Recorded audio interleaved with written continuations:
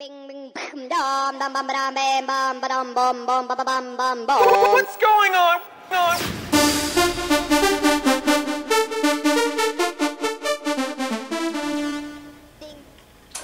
Bonjour et bienvenue pour ce nouveau numéro de Pronofoot 2012. Bonjour à vous deux. Salut.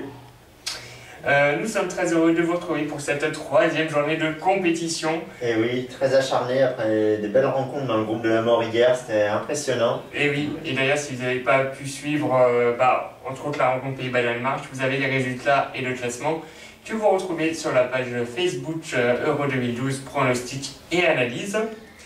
Et donc on entre tout de suite dans le vif du sujet de ces rencontres du groupe C avec Espagne-Italie, Julien. Et oui, Espagne-Italie, pas Espagne-Italie, Espagne-Italie, je vais y arriver. Un match européen. Un match, t'as dit quoi? Européen. Ouais, en même temps c'est l'euro, donc forcément. Voilà. C'est le moins qu'on puisse dire. Donc Espagne-Italie, oui, un gros choc. Hein. Hier on avait Allemagne-Danemark, aujourd'hui on a Espagne-Italie. L'Espagne premier, l'Italie est 9e mondial. L'Espagne premier, forcément ils ont gagné la Coupe du Monde en 2010. Donc un gros choc, c'est pour ça que je vois un match 2-1. Mais pour l'Espagne, voilà, je pense que la hiérarchie sera respectée dans cette rencontre qui promet. Alors, Espagne-Italie, moi je vois 3-2 pour l'Espagne, parce que c'est serré comme match. L'Italie avait fini. Avait été en quart de finale en 2008. C'était pas terrible en 2008. Donc, je me dis que depuis ils ont remonté quand même. Donc, je vois quand même 3-2 pour l'Espagne, parce que l'Espagne a gagné le dernier Euro en 2008. Donc, voilà. Oui, je suis d'accord avec ce que vous venez de dire. Et donc j'espère vraiment que l'Espagne va pouvoir battre l'Italie. J'aime bien ce pays, mais j'ai pas envie de le retrouver en finale face à la France. Parce qu'on ira en finale, je vous le garantis.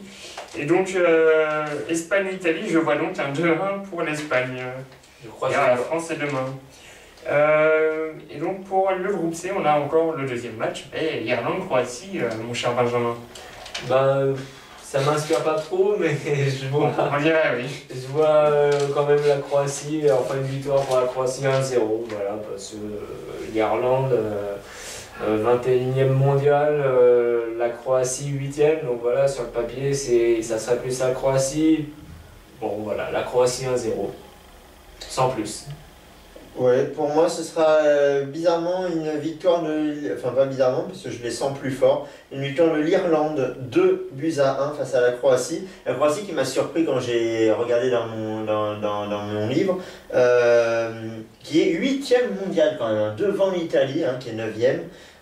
C'est vraiment impressionnant. La Croatie va participer à son 4e Euro et l'Irlande son 2e seulement. La dernière fois c'était en 1988, donc ça remonte pour eux. Mais je vois malgré tout une victoire irlandaise 2-1. Voilà. C'est un risque à prendre et puis s'il gagne, tu seras le seul à marquer un bon pronostic. Une bonne tendance. Moi je vais suivre Benjamin pour les raisons papier et je vois donc également une victoire de la Croatie sur le score de 1-0, parce qu'on n'est pas à l'abri d'un match très serré entre ces deux équipes.